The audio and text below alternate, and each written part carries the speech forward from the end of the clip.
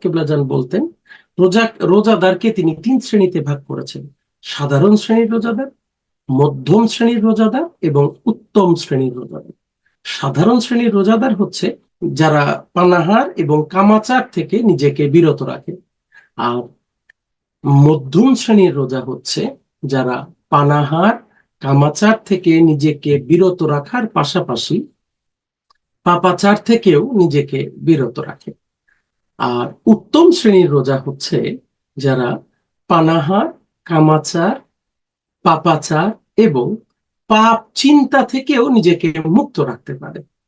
অর্থাৎ উত্তম শ্রেণীর রোজা হচ্ছে তিনি পানাহার কামাচার থেকে বিরত থাকবেন, তিনি পাপাচার থেকে বিরত থাকবেন এবং পাপ চিন্তা অর্থাৎ নিজের মাথায় যাতে কোনো পাপ চিন্তা না আসে, সারাদিন আল্লাহর ধ্যানে মশগুল থেকে আল্লাহর প্রেমের ইশকে নিজেকে দেওয়ানা করে আমরা সেই রোজাগুলো রাখতে পারি।